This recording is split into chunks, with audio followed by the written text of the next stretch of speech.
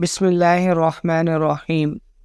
اسلام میں نکاح کا مربوط اور جامع نظام۔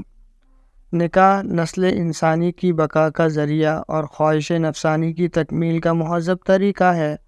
مذہب اسلام میں اسے عبادت کا درجہ حاصل ہے۔ یہی وجہ ہے کہ اسے مسجد کے نورانی اور پاکیزہ ماحول میں منعقد کرنے کی تلقین کی گئی ہے۔ چنانچہ صحیح بخاری میں حضرت عائشہ رضی اللہ تعالی عنہ کی روایت ہے کہ نبی کریم صلی اللہ علیہ وسلم کا فرمان ہے،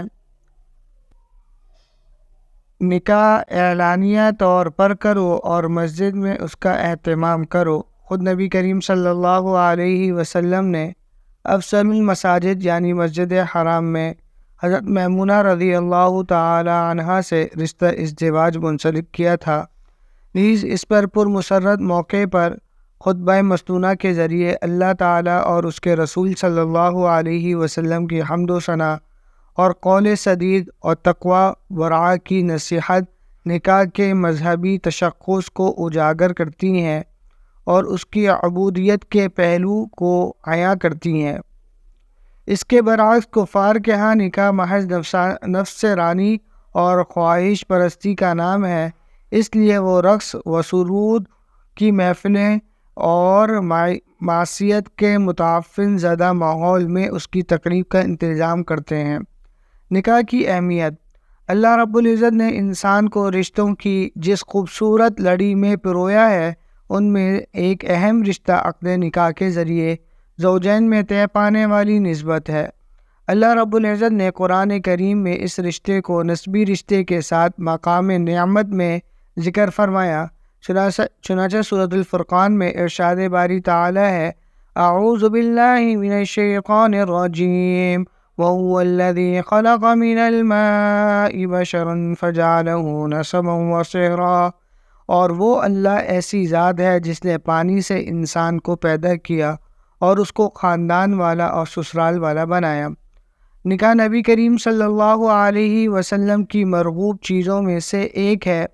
ایک طویل حدیث میں ارشاد نبوی ہے، تمہاری دنیا کی چیزوں میں سے مجھے 3 چیزیں محبوب ہیں، خوشبو اور عورتیں اور میری آنکھوں کی ٹھنڈک نماز میں ہیں۔ نبی کریم صلی اللہ علیہ وسلم نے 11 عورتوں سے شادی فرمائی، جس سے نکاح کی اہمیت واضح کرنے کے ساتھ ساتھ امت کو ازدواجی زندگی کی زرعی اصول بھی فراہم کیے۔ پھر صرف اپنی ذات کی حد تک نہیں بلکہ اسے اپنے سے بیشتر تمام انبیاء علیہم السلام کی مشترکہ سنت قرار دیا۔ چنانچہ ترمذی میں حضرت عائشہ رضی اللہ تعالی عنہا سے روایت ہے کہ نبی اکرم صلی اللہ علیہ وسلم نے ارشاد فرمایا، 4 چیزیں انبیاء علیہم السلام کی متفقہ سنتیں ہیں، حیا، خوشبو، مسواک اور نکاح۔ اسلام اور رہبانیت۔ مذہب عیسائیت میں رہبانیت کا تصور پایا جاتا ہے اور جو قرآنی بیان ہے، اور رہبانیت ابتدعوها کی روح سے خدائی پابندی کے بغیر ان کا اپنا ایجاد کردہ نظریہ ہے۔ اس کی بنیادی وجہ یہ ہے کہ عیسائی نکاح کو عبادت میں مخل سمجھتے ہیں، اس لیے ان کا ایک بڑا طبقہ نکاح کے عمل سے کنارہ کش ہو کر جنگلوں، غاروں اور خلوت گاہوں کا رخ کر لیتا ہے اور تمام زندگی وہیں گزار دیتا ہے، جبکہ اسلام جیسے عالمگیر اور آفاقی مذہب میں رہبانیت کی کوئی گنجائش نہیں۔ نبی کریم صلی اللہ علیہ وسلم کا واضح ارشاد ہے، لا رہبانیت فی الاسلام، اسلام میں رہبانیت نہیں ہے، بلکہ اسلامی نقطہ نظر سے تو نکاح عبادت میں معین و مددگار ثابت ہوتا ہے، کیونکہ حدیث کی روشنی میں نکاح انسان کی فرج اور قلب و نظر کا محافظ ہے، اور جس قدر دل اور نگاہ پاک ہوں گے اسی قدر حق تعالیٰ کی معرفت کا عکس اس میں شفاف ہوگا۔ پھر جتنی زیادہ معرفت حاصل ہوگی اتنا عبادت کی طرف میلان اور رجحان زیادہ ہوگا۔ صحیحین میں ہے، حضرت انس رضی اللہ تعالی عنہ سے روایت ہے کہ 3 آدمی نبی کریم صلی اللہ علیہ وسلم کی ازواج کے پاس آن حضرت صلی اللہ علیہ وسلم کی عبادت کے متعلق معلومات حاصل کرنے کے لیے آئے۔ جب انہوں نے آپ صلی اللہ علیہ وسلم کی کثرت عبادت کے بارے میں سنا تو اپنی عبادت کو کم خیال کرنے لگے۔ ان میں سے ایک نے کہا میں تمام عمر شب بیدار رہوں گا، دوسرے نے کہا میں ساری زندگی روزے رکھوں گا اور کبھی افطار نہیں کروں گا، تیسرے نے کہا میں عورتوں سے جدا رہوں گا اور کبھی شادی نہیں کروں گا۔ اس دوران نبی کریم صلی اللہ علیہ وسلم تشریف لے آئے اور ان سے فرمایا، اللہ کی قسم میں تم میں سب سے زیادہ اللہ سے ڈرنے والا اور اس کا تقوی اختیار کرنے والا ہوں، لیکن میں روزے بھی رکھتا ہوں اور افطار بھی کرتا ہوں، نماز بھی پڑھتا ہوں اور آرام بھی کرتا ہوں اور عورتوں سے شادی بھی کرتا ہوں، لہٰذا جس نے میری سنت سے بے رغبتی کی اس کا مجھ سے کوئی تعلق نہیں۔ اس سے منشأ نبوت یہ تھا کہ انسان ان بشری تقاضوں کو پورا کرنے کے ساتھ بھی عبادت کا فریضہ بخوبی اور بکثرت سر انجام دے سکتا ہے۔ اس کے لیے طبی حوائج کے ترک کی ضرورت نہیں۔ رشتہ ازدواج کی نزاکت۔ اپنی مسلمہ افادیت کے ساتھ ساتھ یہ اہم رشتہ نزاکت اور لطافت میں بھی اپنا ثانی نہیں رکھتا۔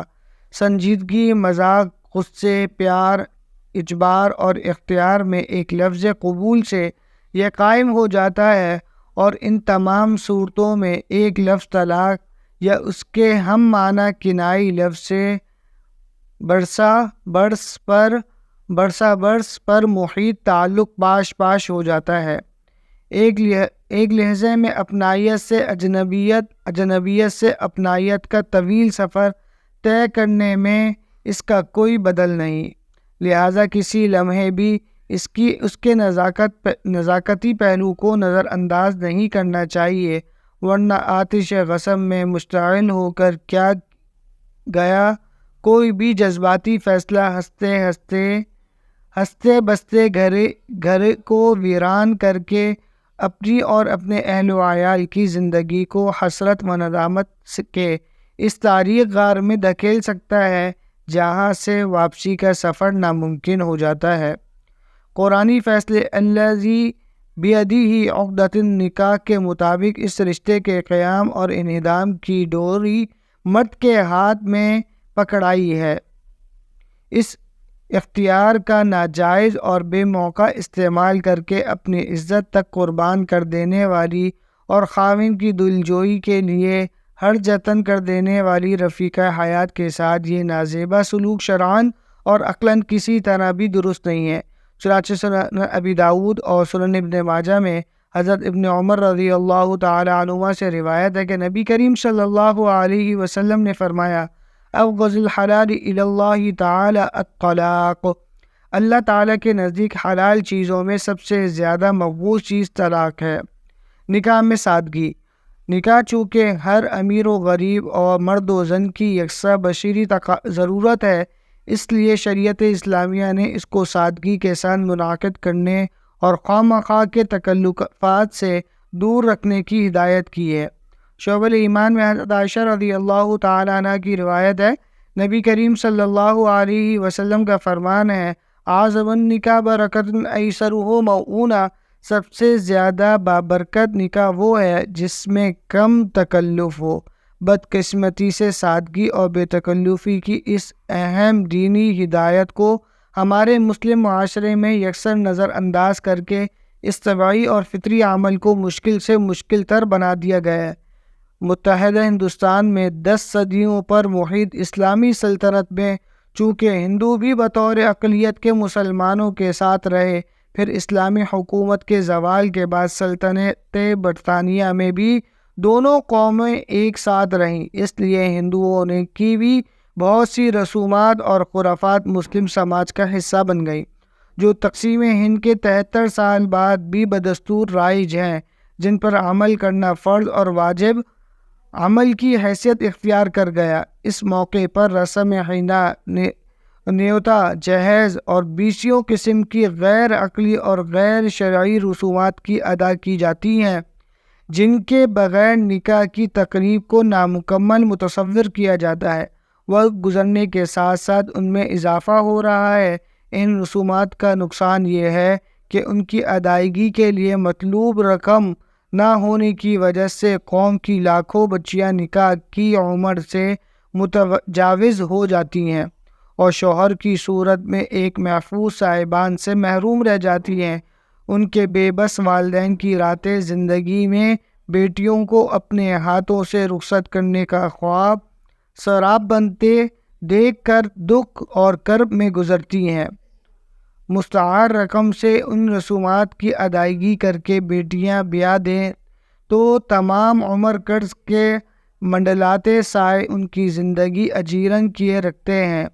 اس تشویشناک صورتحال میں ان رسومات کے انسداد اور سدباب کے لیے معاشرے کے بااثر اور سرکردہ افراد کو مؤثر آواز بلند کرنی چاہیے اور انسانی حقوق کی قومی اور بین الاقوامی تنظیموں اور ارباب حل وقت کو سنجیدگی سے قانونی جدوجہد کرنی چاہیے۔ رفیقہ حیات کی تلاش۔ نکاح کے سلسلے کی اہم ترین کڑی شریک حیات کی تلاش ہے۔ اس حوالے سے شریعت کی تعلیم یہ ہے کہ عورت کے حسب و نسب، مال و زر، حسن و جمال سے زیادہ اس کی دینداری کے پہلو کو دیکھا جائے۔ صحیح بخاری میں حضرت ابو ہریرہ رضی اللہ تعالی عنہ سے نبی کریم صلی اللہ علیہ وسلم کا فرمان منقول ہے: تنکح المرأة لأربع خصال لمالها ولحسبها ولجمالها ولدینها فاصبر بذات الدین تربت یداک۔ 4 خصلتوں کی وجہ سے عورتوں سے نکاح کیا جاتا ہے: اس کے مال کی وجہ سے، اس کے حسب کی وجہ سے، اور اس کے جمال کی وجہ سے، اور اس کے دین کی وجہ سے، لہٰذا تو دین والی کو اختیار کر۔ پھر بطور تکیہ کلام کے فرمایا: تیرا ہاتھ خاک آلود ہو جائے۔ اس میں حکمت یہ ہے کہ ماں کی گود اولاد کی پہلی درسگاہ ہوتی ہے۔ جب عورت نیک ہوگی تو اس کی پاسائی اولاد کی تربیت پر اثر انداز ہوگی۔ پھر یہ اولاد نبی کریم صلی اللہ علیہ وسلم کے فرمان کی روشنی میں صدقہ جاریہ بن کر والدین کے لیے نجات کا سبب ہوگی۔ اور اس سلسلے میں ایک دلچسپ حکایت اہل علم میں مشہور ہے۔ معروف حنفی فقیہ شیخ محمد بن احمد سمرقندی رحمۃ اللہ علیہ کی صاحبزادی کا نام فاطمہ تھا، جو علم و فضل میں اپنے والد کی طرح تھی۔ موصوفہ کی علمی شہرت کی وجہ سے روم اور عرب کے بہت سے مسلم سلاطین و حکام کی جانب سے انہیں نکاح کی پیشکش کی گئی، لیکن فاطمہ کی ایک ہی شرط تھی کہ میں اس شخص سے نکاح کروں گی جو میرے والد قابل قدر کی کتاب تحفۃ الفقہاء کی شرح لکھے گا۔ شیخ محمد بن احمد سمرقندی کے مایہ ناز شاگرد علاء الدین کاسانی رحمۃ اللہ علیہ نے بدائع الصنائع کے نام سے اس کتاب کی شرح تحریر کی۔ والد نے اپنی بیٹی کی شرط کے مطابق اپنے اسی شاگرد کے ساتھ باوجود ان کے مفلس اور غریب ہونے کے نکاح کر کے رخصت کر دیا۔ بعد میں اللہ تعالیٰ نے انہیں مالی وسعت بھی عطا فرمائی اور ایسا علمی فضل و کمال عطا فرمایا کہ ان کی تصدیق کے بغیر سمرقند میں کوئی فتویٰ معتبر نہیں مانا جاتا تھا۔ وآخر دعوانا ان الحمد للہ رب العالمین۔ Subscribe now and press the bell icon. Never miss an update.